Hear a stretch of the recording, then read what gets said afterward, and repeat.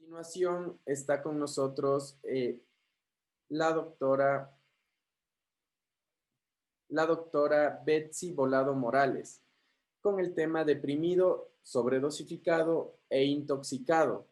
Desde México, la doctora Betsy Volado Morales es actualmente médico especialista en urgencias por la Universidad Autónoma de Sinaloa. Tiene un diplomado en toxicología por la clínica por la UNAM. Es médico adscrito del área de urgencias en el Hospital Hispanoamericano y del Hospital General Zona 2 del Instituto Mexicano de Seguridad Social. Doctora Volado, muy buenas noches. En este momento usted puede compartir su pantalla y activar su micrófono para iniciar su presentación. Ok, pues buenas noches a todos y gracias por la invitación. Muy bien. ¿Se ve en la pantalla? Sí, Doc, en este momento tenemos la pantalla al 100% y se le escucha bien. Con esto podemos iniciar tranquilamente la conferencia. Ok, muy bien. Bueno, pues nuestra plática va a ser del paciente deprimido, sobredosificado e intoxicado, que va de la mano de la conferencia anterior de la doctora. ¿Ok? Bueno, eso ya lo vimos. Yo soy de Mexicali, Baja California, la ciudad que capturó al sol, decimos por acá. Vamos a empezar con determinar qué es la alteración del estado de conciencia. Como mencionó la doctora, va a ser cualquier estímulo externo al cuerpo humano, llámese xenobiótico o tóxico, que va a causar una alteración en el sistema. Recordando que, ¿por qué va a ser tan afectado el psique? Porque el 15% del gasto cardíaco se usa para mantener el suministro de oxígeno y glucosa en el cerebro. Entonces, el disminuir este desbalance va a provocar alteraciones bastante evidentes en el cuerpo humano. Respecto a nuestro paciente sobredosificado e intoxicado, lo podemos tener en dos vertientes. El paciente deprimido, que puede ir desde estupor a coma, o el paciente con estado mental alterado, que puede ir desde convulsiones hasta episodios psicóticos. Hablando de la epidemiología, en el servicio de urgencias, el paciente con estado mental alterado va a tener una incidencia pues relativamente alta. Va a ser un 4 a un 10% de todos los ingresos hospitalarios y de estos, un 1% va a ser el típico paciente no despierta y no responde. Las causas las vamos a dividir en dos. Injurias cerebrales primarias, que serían TCE, isquemia, hemorragia o trombosis, o injurias sistémicas, entre las cuales se ven las causas tóxicas, que de este 1% van a ser el 30%. Las restantes van a ser causas metabólicas o endocrinas. En la epidemiología mundial, en el 2012 hubo 193 muertes por intoxicación no intencional. Aquí las separan de las causas intencionales o intentos de autolisis. Cabe señalar que el 84% de los países que conforman esta tabla o esta estadística son de países de nivel socioeconómico bajo a medio. ¿Qué van a significar o qué impacto tienen las intoxicaciones? También lo tienen en la economía. Van a hacer una fuerte incidencia de pérdida de más de 10 millones de años de vida ajustados por discapacidad, que es uno de los marcadores del desarrollo de cada país. ¿Okay? Como ya lo mencionó la doctora, los pesticidas son las principales causas en países de ingreso bajo, mediano, o sea, llámese del tercer mundo. En América Latina nos encontramos entre este gran grupo. Okay. Hablando de la epidemiología del 2017, 56 millones de muertes hubo en este año. Como podemos observar aquí, las intoxicaciones o envenenamientos tienen el lugar número 27 de todas las causas, causando 72,000 muertes. El país o la región con más incidencia de muertes es en Asia, el sureste de Asia, y China en tercer lugar. Latinoamérica y el Caribe no nos quedamos atrás con 2,359 casos al año. De estos, México pues aportó 712 y Ecuador reportó 104. ¿Cuáles van a ser los tóxicos implicados en estas intoxicaciones? Hablando de niños, van a ser principalmente cosméticos o productos del hogar, productos de limpieza y analgésicos. Y en un cuarto lugar, cuerpos extraños, juguetes, pelotitas que el niño se introduzca por curiosidad. En adultos, la estadística va a variar de país en país, pero más o menos se congloban en lo mismo. Anestésicos, sedantes, hipnóticos, antipsicóticos y antidepresivos. Como podemos ver, no se queda atrás los pesticidas, principalmente en regiones rurales. Tenemos un reporte de la Asociación Americana de Envenenamientos 2018 que nos muestra que ha habido un aumento gradual de la incidencia de intoxicaciones desde el 2008 hasta el 2019, principalmente por antidepresivos, estimulantes, drogas de calle, antihistamínicos y anticonvulsivantes, que van a ser sustancias que van a deprimir o alterar nuestro sistema de un mayor o menor modo. Bueno, ¿cómo vamos a hacer nuestro abordaje inicial de nuestro paciente deprimido?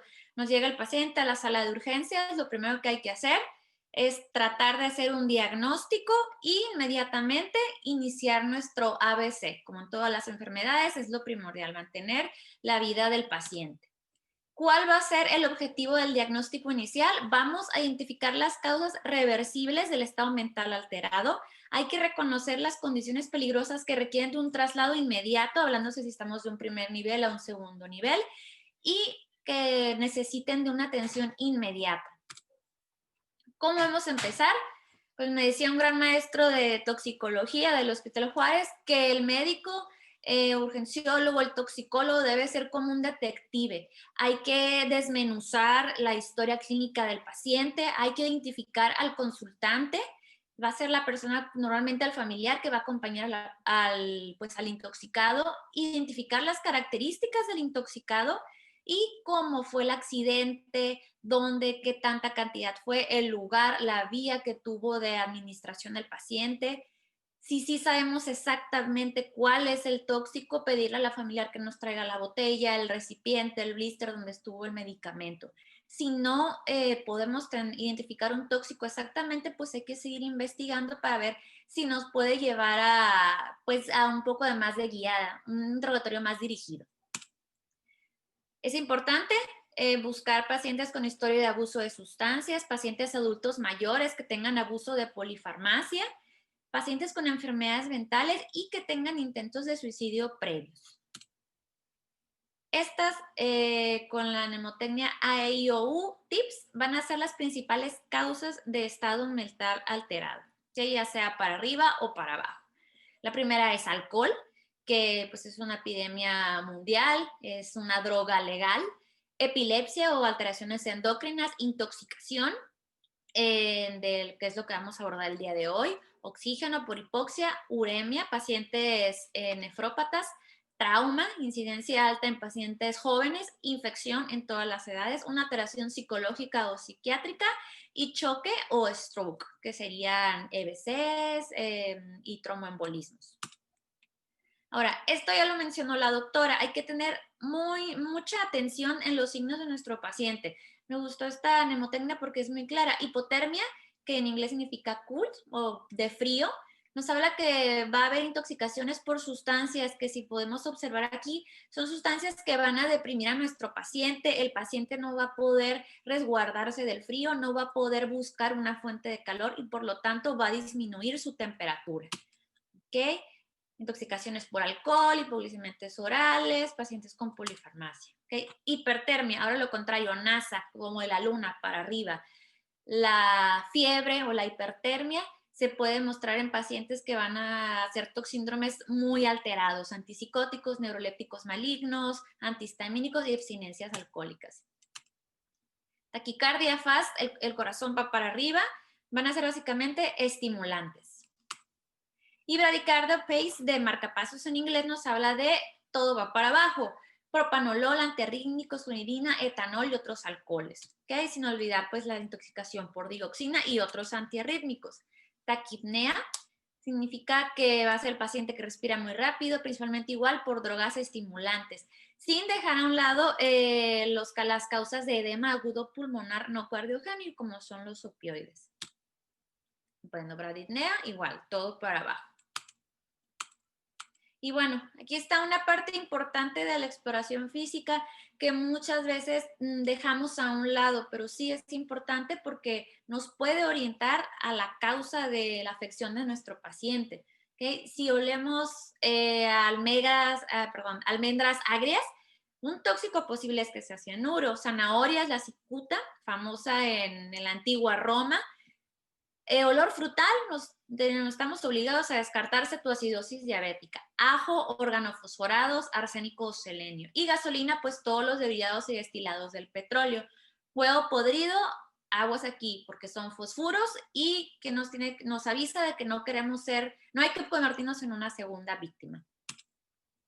La diaforesis de SOAP, de resbalar, va a ser el paciente igual para arriba, es un síndrome simpático mimético, alteraciones organofosforados y de nuevo PCP.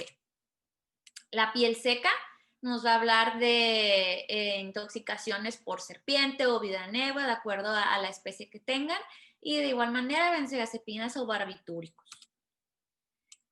Los ojos, la ventana del alma y del cerebro, nos va a hablar la miosis. Hay que descartar un síndrome colinérgico, intoxicaciones por opioides, organofosforados y de igual manera sin dejar a un lado la lesión pontina.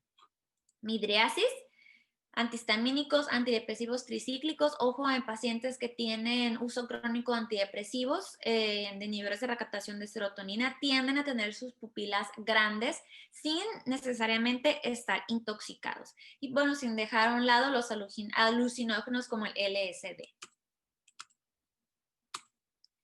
Y bueno, causas de nistagmus, partiendo igual de los ojos, tenemos que descartar que no haya una intoxicación por hipnóticos sedantes, por solventes inhalados, pacientes indigentes de calle, intoxicaciones por litio en pacientes que sean pues con antecedentes psiquiátricos, metanol, etanol. Y de nuevo el PCP.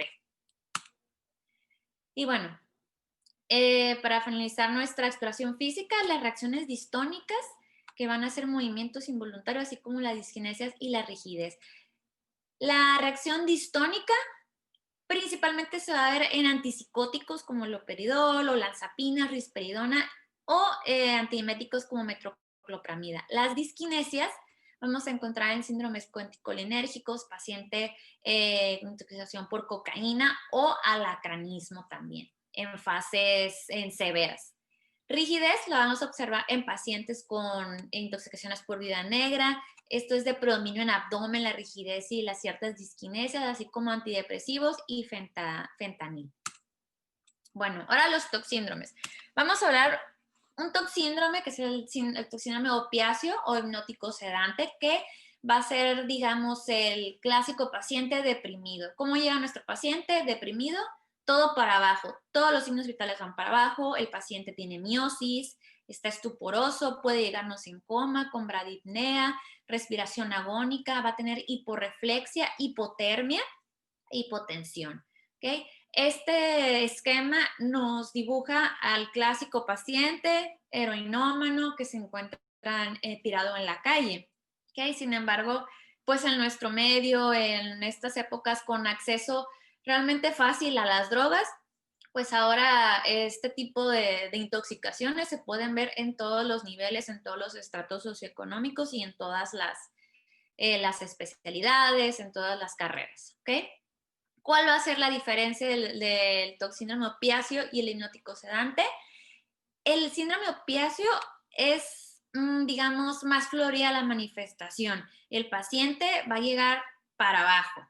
El paciente con benzodiazepinas, para que un paciente se intoxique con una benzodiazepina, tiene que llegar a dosis muy altas o usar junto con otros medicamentos, como la pregunta que hacía un doctor en el chat. ¿Cómo voy a encontrar un paciente que usó benzodiazepinas y además utilizó alcohol? Bueno, pues, ¿qué va a pasar? Se va a potencializar el efecto de esa benzodiazepina. Eso es lo que pasaría. ¿Okay? También cabe recordar que las intoxicaciones por opiáceos y por benzodiazepinas no siempre va a ser la típica manifestación florida. Hay formas típicas, que es como el cuadrito que vimos aquí, y hay otras formas que no son tan específicas. Puede ser que el paciente solo se manifieste con bradicardia y con miosis y no el típico coma. Entonces hay que estar muy atentos en nuestra exploración física y en nuestra historia clínica, ¿ok? Aquí comparamos los dos, lo que les decía, todo para abajo, opioide, hipnótico sedante, diferencia las pupilas y la intensidad. Ahora tenemos lo contrario, es el toxíndrome simpático mimético, que es todo para arriba. Es un paciente que va a llegar muy estimulado, está rojo, caliente, temblores finos, diaforesis, las pupilas grandes como platos, es un paciente muy inquieto en delirio. ¿Ok? Estimulantes como las anfetaminas, cocaína principalmente. Y este paciente, de igual manera, va a ser otro caso de nuestro paciente deprimido, el síndrome toxicolinérgico. En este le decimos todas las glándulas lloran. Va a ser el paciente típico del campo, muchas veces pacientes que se deprimen por tener que mudarse de lugar en lugar de acuerdo a cómo van las cosechas y pues presentan ese tipo de intoxicaciones, tanto vía oral como en piel. ¿Cuáles van a ser las características? Va a ser un paciente que llegue estuporoso, nos puede llegar en coma o puede irse también directo a crisis convulsivas, que va a presentar sudoración, lagrimeo, roncorrea, emesis, diarrea profusa, uresis marcada y bradicardia, ¿ok? Con el acrónimo DOMBRES, como lo podemos ver aquí. Y al contrario del anterior, el toxíndrome anticolinérgico, con lo que decía la doctora, todas las glándulas se secan, ciego como murciélago por la midriasis, loco como sombrerero por la confusión, seco como hueso por la sequedad de piel y mucosas, hay temblor fino como si el paciente quisiera agarrar objetos, hay taquicardia, hiperemia, rojo como remolacha y al contrario de la otra va a tener una retención de orina. ¿Ok? Síndrome serotoninérgico va a ser como el colinérgico que vimos en la diapositiva anterior, pero va a ser mojado. El paciente va a estar más agitado, sudoroso, alucinaciones e ideas delirantes, presentan bruxismo, hiperreflexia, vómito y clonos y taquicardia. Este es típico en pacientes que llegan intoxicados por inhibidores de la recaptación de serotonina, principalmente en combinación con antidepresivos tricíclicos. ¿Ok? Ahora, el síndrome de abstinencia. Tenemos que descartarlo, es otro síndrome también. Se va a caracterizar que va a iniciar en varias etapas. Principalmente va a iniciar en las primeras 8 horas después del consumo de la última bebida del paciente. De acuerdo a se vaya desarrollando, puede hacerse leve, moderado y severo, de hasta 8 horas hasta una semana. Podemos encontrar ansiedad, insomnio, náuseas, podemos encontrar fiebre, diarrea, diaforesis, midriasis y un paciente con alucinaciones. ¿Cómo vamos a clasificar a nuestro paciente? Pues de acuerdo a la escala SIWA corregida. Ahora, ¿cómo voy a abordar respecto a los estudios de mi paciente? Vamos a solicitar estudios de laboratorio, biometría química, electrolitos que nos hablen de cómo está una visión global de nuestro paciente. Iniciando pues con digamos, lo más básico que pudiéramos pensar es en un examen general de orina, hacer un antidoping. No en todos los países están disponibles todas las drogas. Hay drogas de diseño que no están en los típicos screening de antidoping y pues está la parte de que son falsos positivos de acuerdo a la solubilidad que tenga la sustancia en grasas con ingesta con otros medicamentos y el uso crónico. Los típicos antidoping tienen estos 10 elementos: cocaína, acetaminofén, benzocaínas, benzodiazepinas, metanfetaminas. ¿Ok? Un ejemplo de falsos positivos. Ciertos AINES pueden darnos un falso positivo respecto a las benzodiazepinas. La difenhidramina puede simular un resultado positivo de propoxifeno. ¿Ok? Ahora, sí es bueno, sí es importante tenerlo, si lo tenemos a la mano hay que hacer uso de ellos, pero que este screening nos salga negativo no descarta una intoxicación. Ahora, el anión GAP. el anión GAP se va a ver modificado de acuerdo a esta mnemotecnia CAP-Morphis, empezando por la C. Un anión GAP elevado nos puede hablar de intoxicación por monóxido de carbono, e intoxicación por cianuro, A de aminoglucósidos, la T de teofilina o tolueno, que se va a ver en pacientes que son inhaladores de pegamentos, principalmente en calle. M de metanol, U de uremia, la D de cetoacidosis, ya sea diabética, alcohólica o por inanición.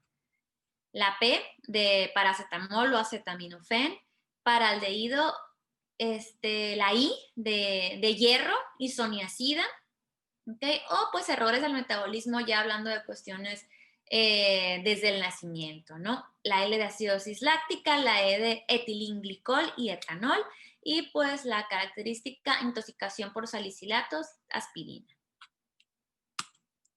Bueno, ahora, el valor de un ataque de cráneo en el paciente intoxicado. ¿Cuándo pedirla? ¿Cuándo no pedirla? ¿Okay? No solo se pide tomografía de cráneo en un paciente con un traumatismo cráneoencefálico. ¿Por qué? Hay un estudio que se me hizo muy interesante. Este estudio lo hicieron en Irán. Buscaron los hallazgos que podían encontrar en pacientes intoxicados en su país. ¿Okay? Encontraron 403 pacientes, de los cuales 226 tuvieron intoxicaciones puras o simples, solo con un tóxico, y 172 fueron intoxicaciones mixtas. Como podemos observar en la tabla, el principal tóxico al que estuvieron expuestos sus pacientes fueron los opiáceos, seguido de las benzodiazepinas, intoxicación por monóxido de carbono por el tipo de viviendas que tienen allá, uso de cocinas no de gas, sino de madera o carbón. ¿Okay? De estos 403 pacientes, 38 tuvieron una tomografía anormal, de los cuales 10 tuvieron eventos isquémicos, 4 hemorrágicos, 2 presentaron herniación, 13 edema cerebral inespecífico y 10 de ellos alteraciones en los ganglios basales, sin tener traumatismo craneoencefálico, per se por la intoxicación. Por ejemplo, aquí tenemos a un paciente masculino de 20 años que ingresó por intoxicación por cristal, metanfetamina documentada, pues, donde fue encontrado el paciente, y por un screening de antidoping. Paciente guía con choque, TA de 60-40, frecuencia cardíaca de 120, 30 respiraciones por minuto y saturación al 90%. Clásicamente llegó con un síndrome serotoninérgico, presentó crisis convulsivas, diaforesis, alteración con alucinaciones y acidosis metabólica. ¿Qué se encontró en la tomografía de este paciente? Que hubo un infarto bastante extenso desde la parte temporal hasta la parietal y occipital. ¿Ok? De igual manera, bastante externo hasta la zona parietal. Este es el ejemplo de un paciente de 21 años que se quiso suicidar, un intento de autólisis con intoxicación por órganos fosforados. De igual manera, llegó chocado, síndrome colinérgico puro. Se encontró en su tomografía de cráneo lesiones en los ganglios basales, así como infartos secundarios al órgano fosforado. ¿Okay? Este es un tercer caso, es un femenino de 27 años con antecedente de depresión y uso crónico con amitriptilina. Tuvo una ingesta de igual manera, intento de autólisis con 750 miligramos. Llega al hospital posterior a 3 horas de la administración de este medicamento, recordando que la dosis de amitriptilina puede variar desde 25 hasta 75 o máximo 100, entonces realmente tomó una dosis tóxica. ¿Okay? Que se encontró aparte de las alteraciones electrolíticas y alteraciones en el electrocardiograma. En su tomografía encontramos edema severo, no se ve ni una cisura. Para ser una paciente joven deberá haber más cisuras, edema cerebral tentorial e infratentorial. ¿Okay?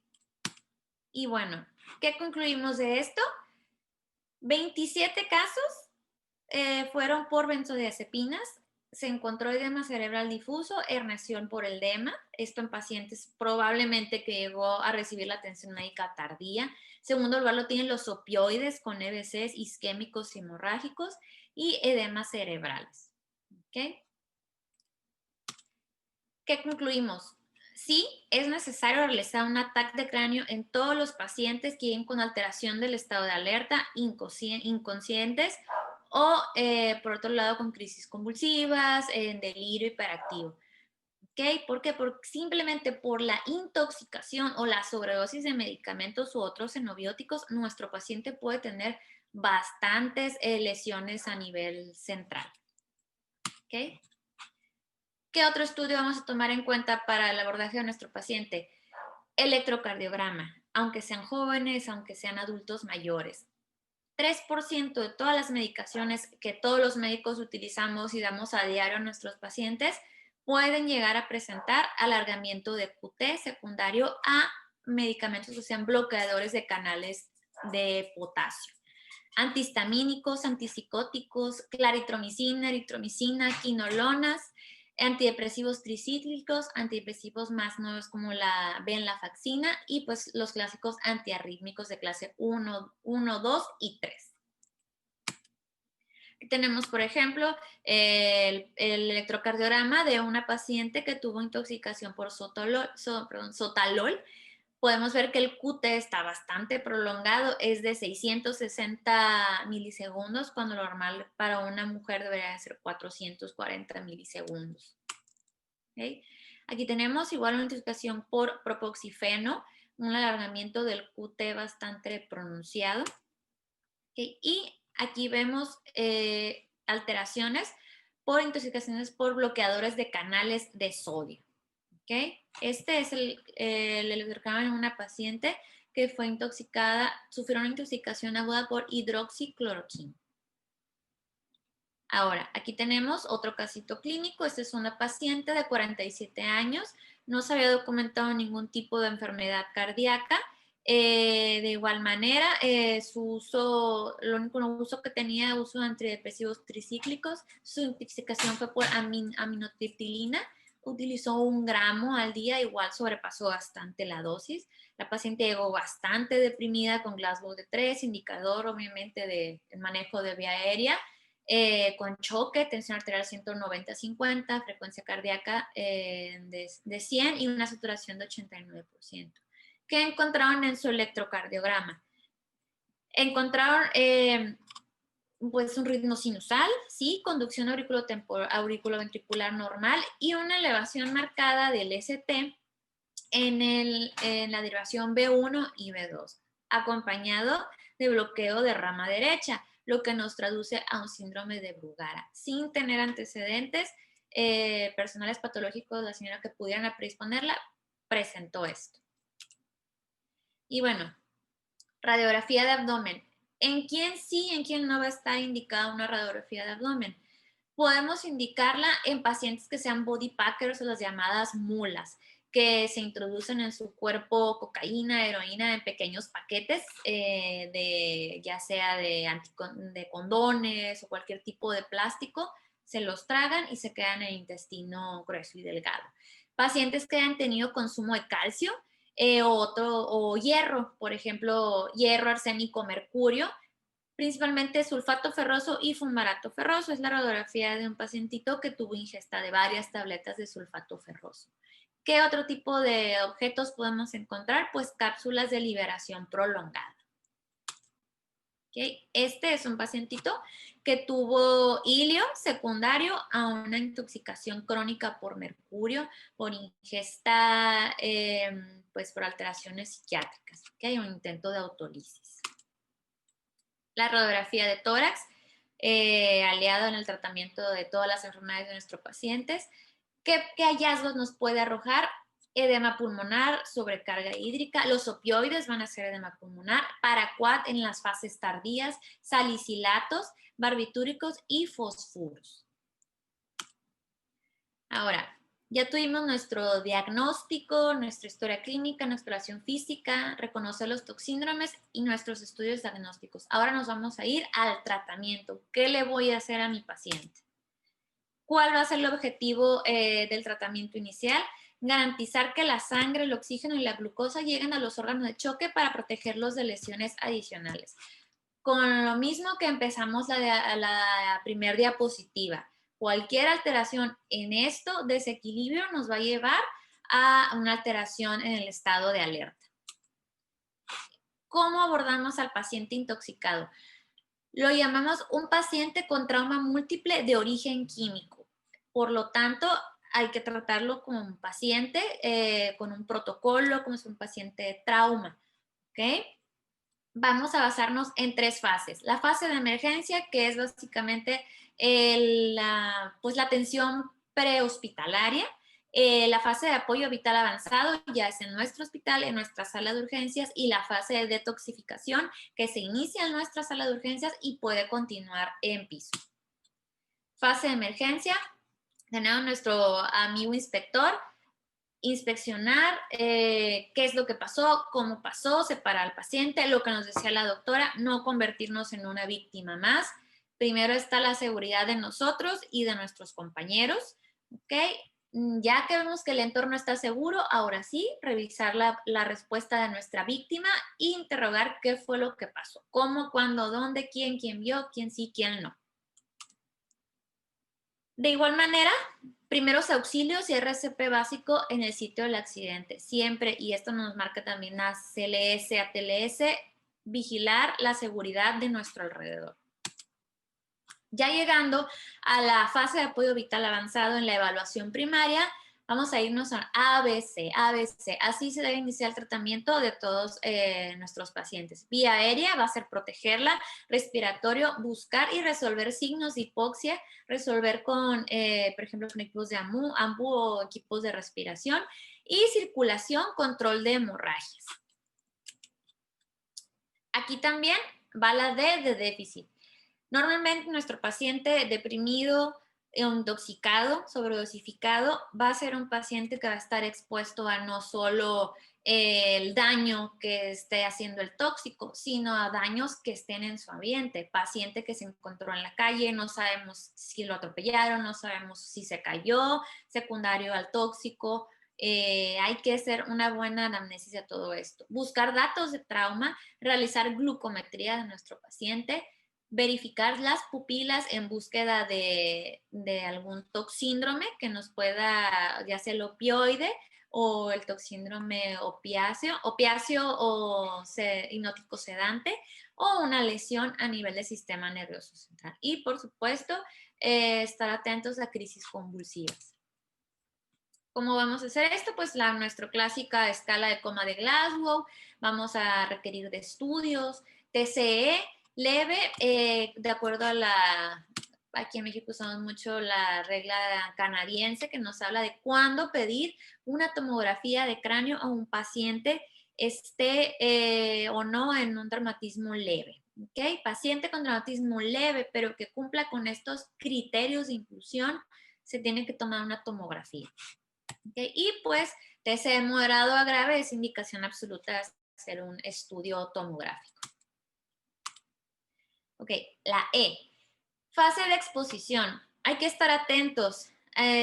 Datos de mordeduras, pacientes con traumas, marcas de inyección, no solo en los sitios habituales, brazos, piernas. Muchas veces las personas que hacen uso de sustancias inyectables se inyectan entre los dedos del pie, de la mano, también en sus genitales. ¿Okay? Entonces hay que estar atentos y buscar este tipo de lesiones que nos van a hacer sospechar de que algo esté pasando. Pacientes que usan inhalantes, pegamento, pues sus vías respiratorias van a estar alteradas. Pacientes con uso crónico de cocaína, lesiones o necrosis del tabique nasal.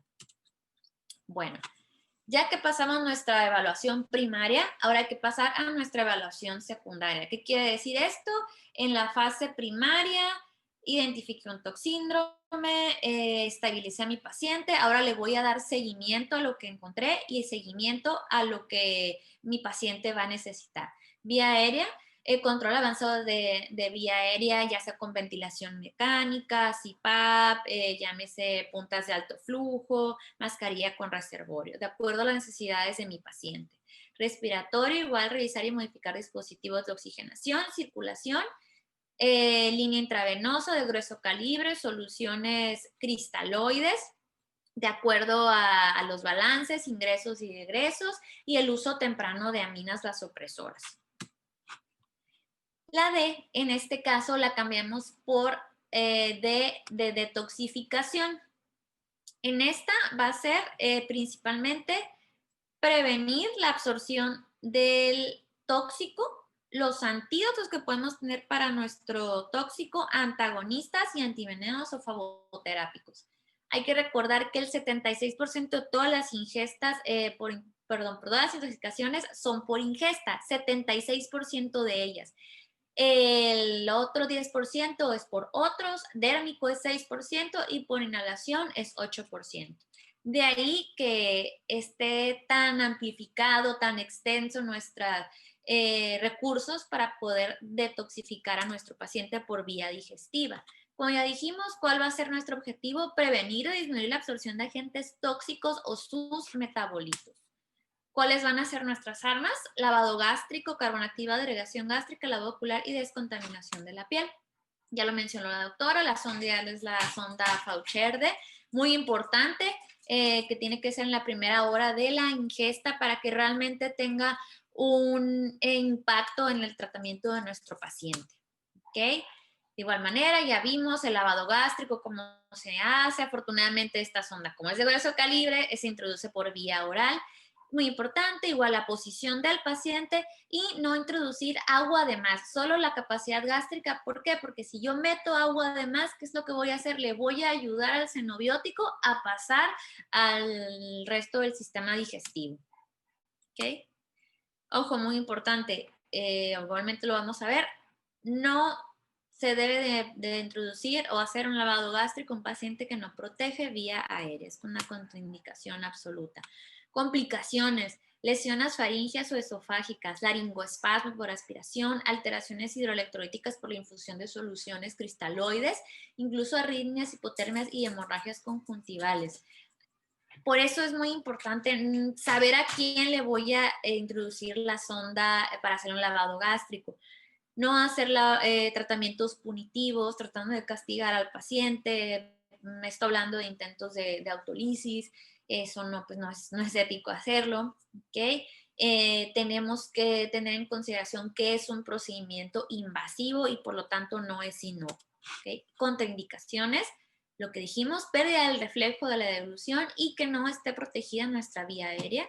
Ingesta de cáusicos, solo vamos a volver a repetir el paso del mismo tóxico. Ingesta de cuerpos extraños, hablando de los body packers, y que nuestro xenobiótico tóxico tenga un alto potencial de aspiración, ¿okay? Como los hidrocarburos. ¿Okay? Y pues que nuestro paciente tenga altas posibilidades de presentar una hemorragia o perforación gastrointestinal al momento de nosotros introducir la sonda. Por ejemplo, por cirugías recientes, pacientes cirróticos crónicos con hipertensión portal, pues que van a tener varices esofágicas prominentes. Ahora, tenemos un pequeño algoritmo de la descontaminación digestiva llamada lavado gástrico. Hay que buscar las características del producto tóxico ingerido. Ingirió hidrocarburos, ácidos o álcalis que son contraindicaciones, sí, no se realiza el lavado gástrico. No. ¿El producto fue ingerido dentro de la primera hora del tratamiento? Sí. ¿Ok? ¿El paciente tiene reflejo adecuado y protege la vía aérea? Sí. Podemos realizar nuestro lavado gástrico. Si no, primero hay que proteger vía aérea, siempre ABC, y posteriormente realizamos nuestro lavado gástrico. Si nuestro paciente tiene más de una hora que tuvo la ingesta del xenobiótico, hay que ver si el producto tiene la capacidad de retrasar el vaciamiento gástrico, como las benzodiazepinas. Y si no hay el vaciamiento gástrico, entonces podemos dar un tiempo más, digamos, permitir desde 1 hasta 6 o algunos productos hasta 16 horas este lavado gástrico. También es importante ver tóxicos que tengan capa entérica o que sean de liberación prolongada. ¿Ok? Si nuestro paciente no tiene, el xenobiótico de nuestro paciente no tiene ninguna de estas características, no hay que realizar el lavado gástrico, hay que buscar otra técnica de descontaminación si está indicado. Aquí, muy importante, si el paciente ingirió algún fosfuro, ya sea aluminio de fosfuro, magnesio, calcio, y está en la primera hora de la ingesta, sí se podría realizar el lavado gástrico, pero como nos dijo la doctora, con las protecciones adecuadas, el traje, el material, doble, triple guante, y no se hace el lavado con agua porque el agua activa los fosfuros. Lo que se realiza es lavado gástrico con manitol, bicarbonato, permanganato de potasio o inclusive aquí en México, en el Hospital Juárez, se utiliza el lavado gástrico con aceite de coco que va, digamos, envolver, más no va a activar a los fosfuros. Y bueno, el carbón activado, como ya lo dijimos, hace absorción, no absorbe, absorbe. ¿Qué quiere decir? Va a hacer que las moléculas del xenobiótico se peguen a él, las va a agarrar y no las va a soltar hasta que sean arrastradas por las evacuaciones, ayudados de manitol como catártico. La dosis, ya lo vimos, 1 gramo por kilogramo de peso, máximo 100 gramos por kilo. Drogas que van a ser absorbidas por el carbón activado, antimaláricos, aminofilina, barbitúricos, benzodiazepinas, carbamazepinas y dapsona. ¿Cuáles no? Pesticidas, potasios, hidrocarburos, ácidos, álcalis. ¿Okay? Carbamatos, hierros, solventes y litio. Ahora, llega nuestro paciente, lo identifico, está intoxicado, alcancé o no hacer el lavado gástrico. El tóxico que utilizó mi paciente es absorbible por el lavado por el carbón activado. No, pues no se indica el carbón activado. Sí, busco contraindicaciones. ¿Hay contraindicaciones para el paciente? No. Entonces buscamos. ¿Tiene menos de 2 horas de la ingesta? Sí. ¿Ok? Entonces podemos administrarlo. Y de nuevo aquí, proteger vía aérea. Si no tenemos protegida vía aérea, primero ABC y posteriormente administramos el carbón activado, dosis de 1 gramo por kilo de peso, junto con el catártico. ¿Okay? Si nuestro paciente no tiene menos de 2 horas de la ingesta, pero fue un tóxico que retrasa el vaciamiento gástrico, sí puedo hacer uso del carbón activado. Ahora, irrigación gástrica. Básicamente van a ser para sustancias que no son absorbibles por el carbón activado. Lo más usado es para pacientes body packers o fármacos de liberación prolongada. ¿Okay? Aquí tenemos igual otra reconstrucción con tomografía de un paciente body packer. ¿Okay? ¿Cuál va a ser la dosis? Varía según la presentación que tengamos, pero normalmente va a ser solución de polivinilglicol 200 mililitros cada 15 minutos por 3 horas. El paciente puede llegar a consumir hasta 3 litros de la sustancia hasta que haya expulsión del xenobiótico y producción pues, de heces. ¿Okay? Ahí está el resultado de que se arrojaron los paquetitos. Contraindicaciones. Daño preexistente al tracto gastrointestinal. Igual manera, si nuestro paciente no tiene reflejos de devolución ni intubación orogástrica, la vía de entrada va a ser vía oral, ya sea por sonda o por deglución automática. Ilio, hemorragias, ruptura de los paquetes es algo común que pase en estos pacientes que no son completamente expertos en envolver el tóxico, que tengan vómito persistente o que tengan inestabilidad hemodinámica que vaya a comprometer la motilidad gastrointestinal.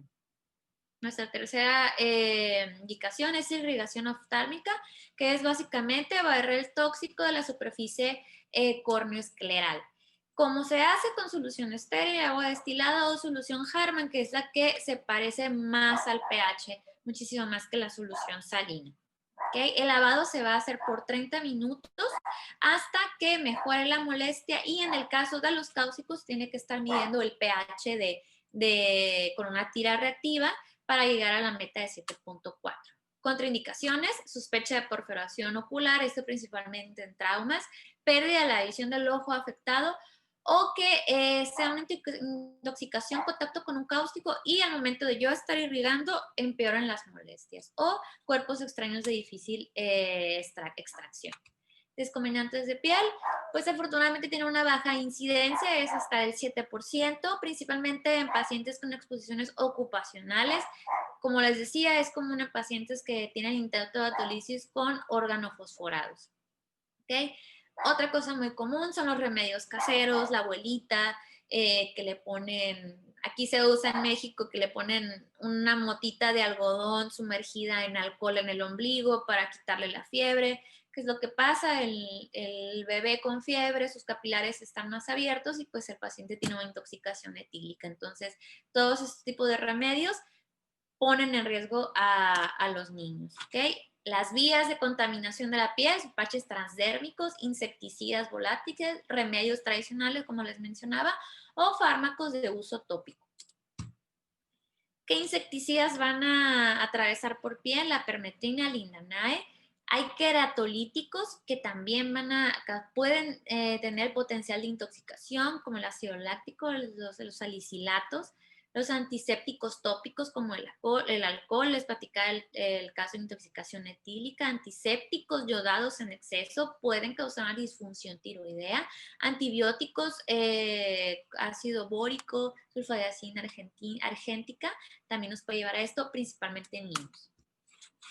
¿Okay? Benzocarina, metemoglobinemia, difenhidramina, un síndrome anticolinérgico, en el abuelito, en los niños menores de 5 años también es común que pase. Los opiáceos, en los parches transdérmicos, pues va a dar un síndrome opiáceo. ¿Okay? Y pues los remedios tradicionales, el aceite de eucalipto en exceso provoca náuseas, vómitos y neurotoxicidad. El alcanfor, neurotoxicidad de igual manera. Y bueno, parte de la descontaminación de la piel es retirar toda la ropa y vendajes que estén oclusivos. Hay que ocultarla, ponerla en una bolsa de plástico, lavar con agua y jabón a nuestro paciente y que el personal sanitario debe estar completamente equipado. Aquí es lo mismo con los fosfuros. Los fosfuros se activan con el agua, entonces contraindicado hacer lavado, aseo del paciente con agua. Se puede realizar, como ya he mencionado, con aceite de coco, aceite de oliva o aceite del que tenga. Ahora, las técnicas de eliminación, llegamos a la E. Va a ser la eliminación extracorpórea por diálisis peritoneal, hemodiálisis de filtración o hemoperfusión. Técnicas de eliminación corpórea, dosis múltiples de carbono activado, diuresis forzada y alcalinización de la orina.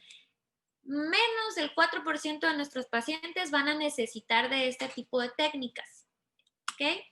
La absorción de carbono activado, dosis múltiples, es la misma indicación, 1 gramo por kilogramo de peso, máximo 100 gramos, cada 4 a 24 horas, 6 dosis o por 24 horas. ¿Ok? Vamos a hacer el mismo procedimiento, indicaciones y contraindicaciones de carbono activado, pero aquí va a cambiar. ¿Retarda el vaciamiento gástrico nuestro xenobiótico? Sí. Le vamos a agregar el carbón activado con el catártico cada 4 horas media, puede ser de 2 a 6. ¿Tiene circulación enterohepática nuestro xenobiótico? Sí. Entonces, tiene indicación de dosis múltiples de carbón activado. Y si no tiene circulación enterohepática, se da la dosis única, si es absorbible por el carbón.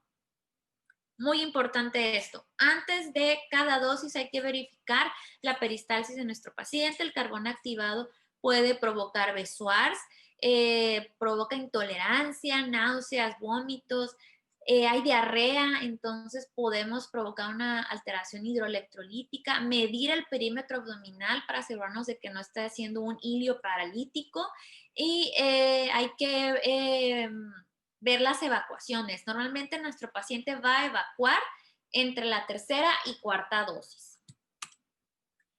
¿Qué tóxicos van a estar, pues van a ser absorbidos por dosis múltiples de carbón activado? Fármacos, paracetamol. Se preguntarán, ¿cómo le administro al paracetamol intoxicado por paracetamol carbón activado si le tengo que administrar acetilcisteína vía oral? Se tiene que poner horarios. Administro la acetilcisteína, dejo pasar 2 horas y prosigo con dosis de carbón activado. Aquí lo intercalando para que haya una adecuada absorción de la acetilcisteína. Benzodiazepinas, digoxina, fenidramina, miodarona y antibióticos, gentamicina y vancomicina y metrotexato. Químicos, rodendicídicas, huerfanínicos de grado 1, generación 1 a 2 y los fosfuros de zinc. Igual, evitar el contacto con el agua. ¿Cuáles van a ser las características de estos tóxicos? Que tienen circulación enterohepática, que es el xenobiótico llega a la vía digestiva, es absorbido por los capilares, se distribuye en el cuerpo, llega al hígado para su metabolismo y se excreta por vía biliar de nuevo a la circulación gastrointestinal y se vuelve a intoxicar a nuestro paciente. Por eso es importante el uso del carbón activado. Otra característica es que tienen vida media prolongada y un volumen de distribución mayor a un litro por kilogramo, con baja unión a proteínas. También está indicado en tóxicos tipo hongos y plantas, Amanita vernosa, Amanita virosa. Alcalinización de la orina, la llamada trampa iónica más la diuresis forzada.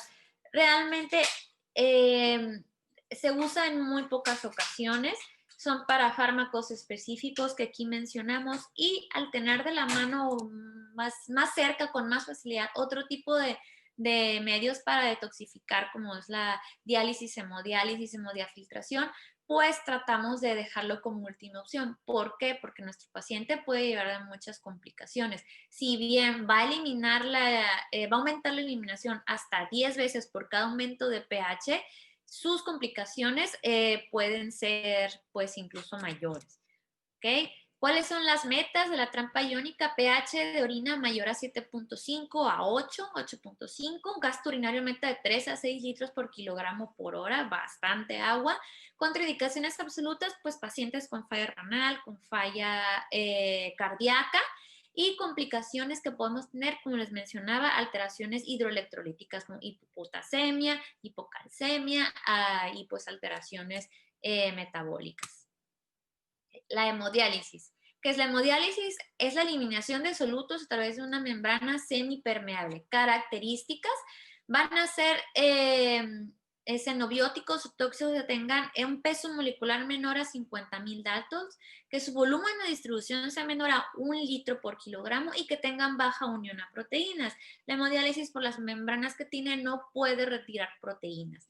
¿Cuáles van a ser las indicaciones? Paciente con uremia, intoxicados por alcoholes, barbitúricos, litio, etilenglicol, salicilatos o que no responda a los tratamientos, digamos, menos invasivos.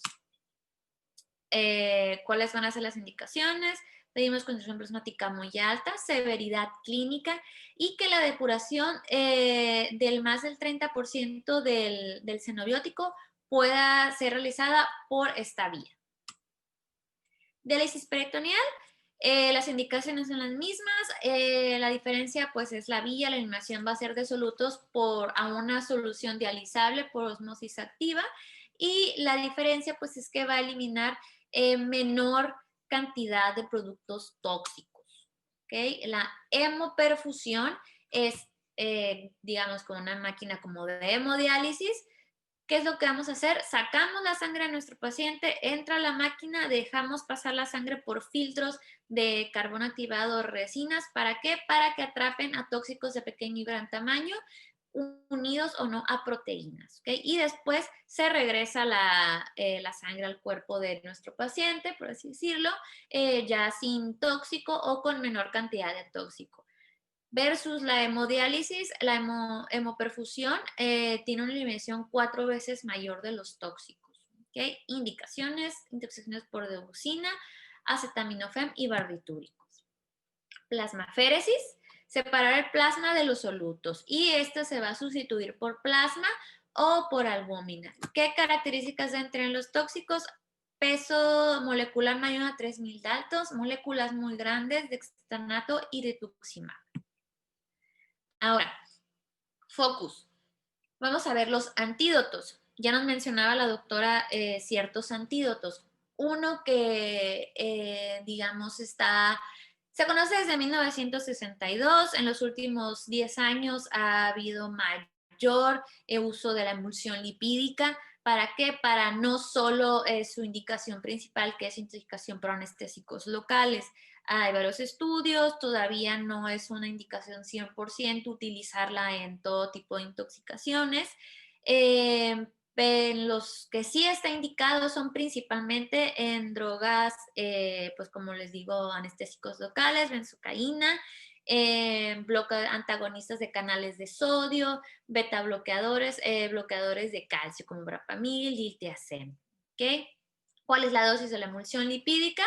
Es un bolo al 20% de 1.5 mililitros por kilogramo de peso y se deja en una infusión de 0.25 mililitros por kilogramo minuto, máximo 10 a 12 mililitros por kilogramo.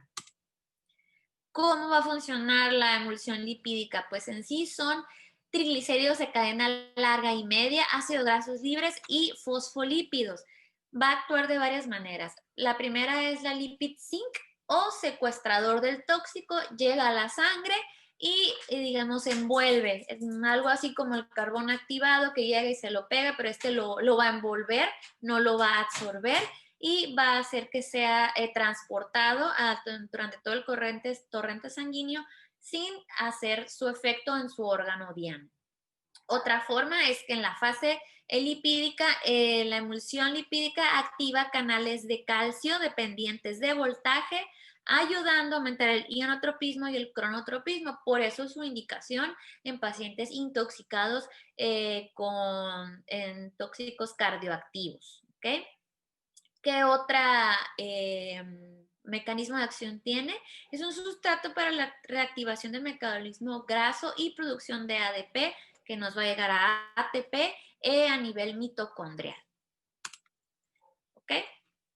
Otro tipo de antídotos, ya sabemos acetilcisteína, paracetamol, etanol, ametanol. ¿Por qué lo dejamos al final? ¿Por qué no llegar y ponerle el antídoto? Porque como dijimos desde el principio de nuestra plática, primero es el ABC, proteger nuestra vía aérea, nuestra circulación y nuestra respiración. Vamos a hablar también de algo que se conocía antes como el cóctel de coma. Actualmente no está indicado, como podemos ver aquí tiene una calaverita, poniéndole aquí el cóctel anticoma. ¿Por qué?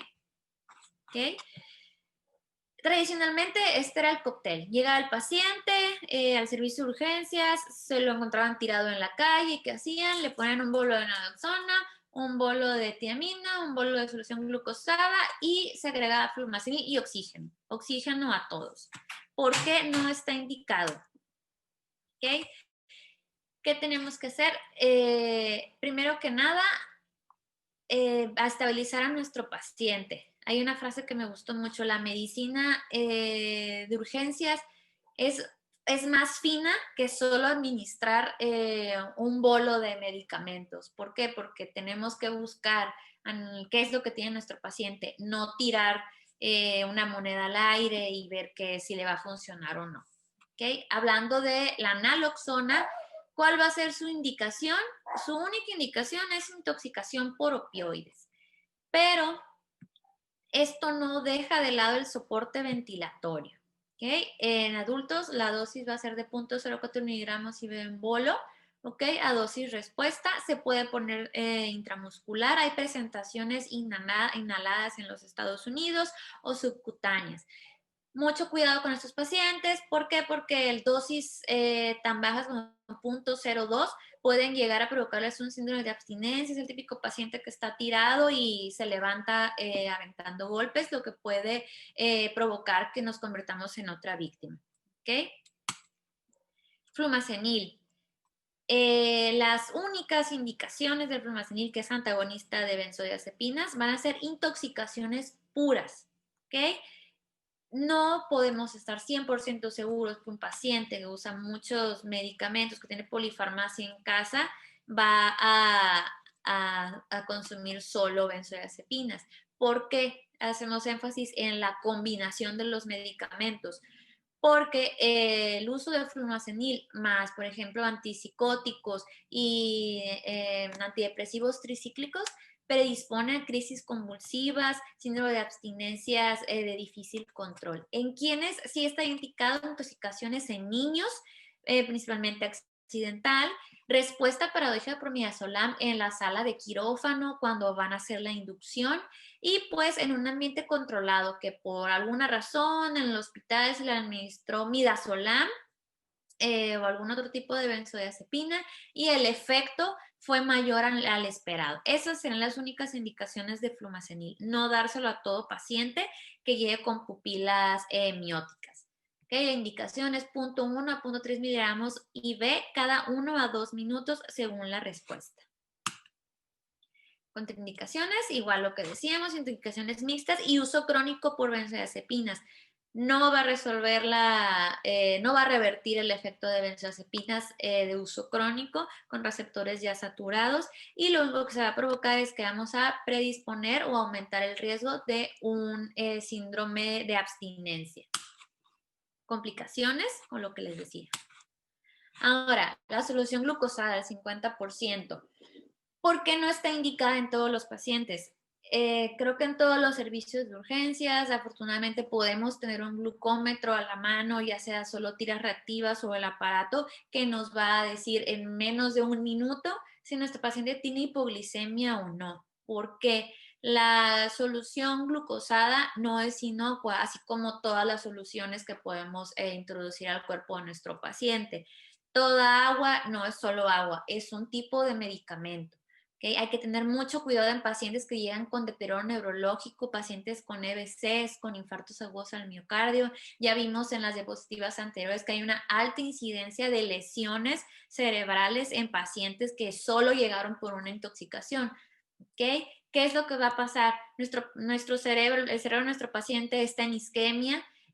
Nosotros llegamos, administramos solución glucosada, el cerebro no está correctamente irrigado por la propia isquemia, hay un metabolismo anaerobio y nuestra glucosa se va a convertir en ácido láctico que va a afectar directamente a nivel celular la zona de penumbra de la isquemia. ¿Okay? Indicaciones, hipoglicemia confirmada, nada más. Vitamina tiamina, vitamina B1. Igualmente, en los 90 se administraba indiscriminadamente a todo paciente que se encontraba, era el típico cóctel coma.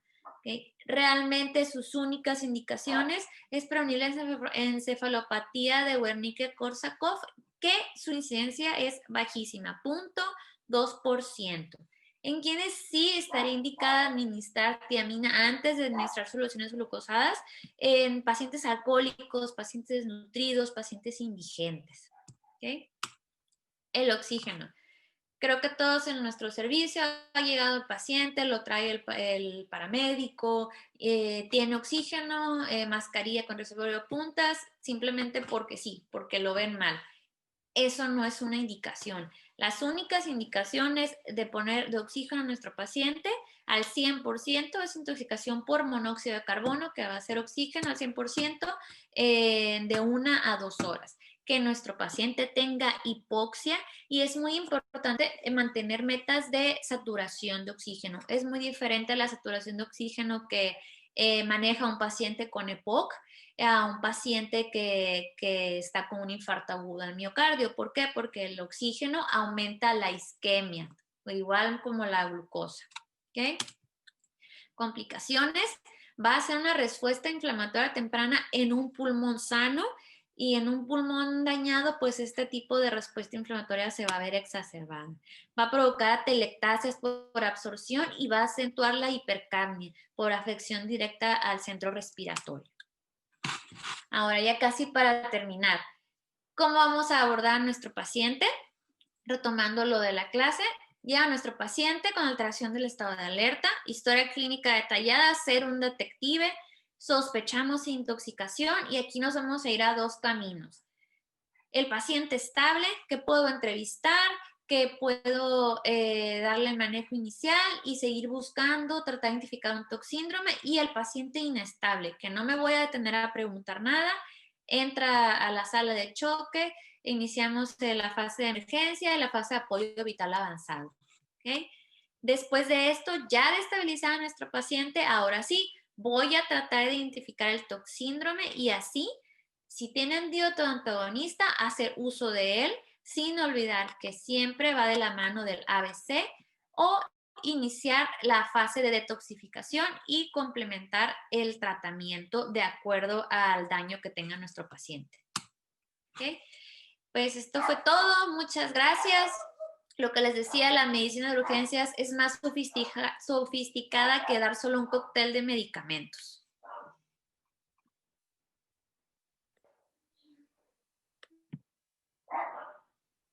¿Okay? ¿Tienen preguntas? Muchas gracias, doctora Volado. Bueno, dentro de las preguntas que están ¿nos podría explicar su experiencia en el uso de la escala SIWA y su sensibilidad y especificidad para síndrome de abstinencia? Ok, está la SIWA sencilla y está la SIWA AR, que es una revisión que se hizo de la escala SIWA. Sí tiene mayor especificidad y sensibilidad, sin embargo, siempre hay que ir de la mano de los signos vitales de nuestro paciente y cómo vaya respondiendo a nuestro tratamiento. La escala SIWA solo es para orientarnos, pero es eso, nada más es una guía, pues. Listo, muchas gracias. Esa sería la única pregunta que...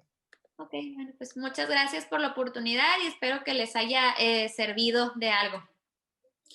Muchas gracias, doctora Betsy Volado, por brindarnos este espacio de tiempo. La doctora Volado es actualmente médico especialista en urgencias por la Universidad Autónoma de Sinaloa. Tiene un diplomado en toxicología clínica por la UNAM y es médico adscrito del área de urgencias del Hospital Hispanoamericano y del Hospital General Zona 2 del Instituto Mexicano de Seguridad Social. Muchísimas gracias, un fraterno abrazo virtual desde la mitad del mundo hacia usted. Muchas gracias. Muchas gracias. Si vienen a Mexicali, no vengan en verano, llega a 52 grados. Okay. Muchas gracias por la recomendación, la tomaremos en cuenta. Bien, gracias. Bye, Que bye. tenga una buena noche, hasta luego. Bueno.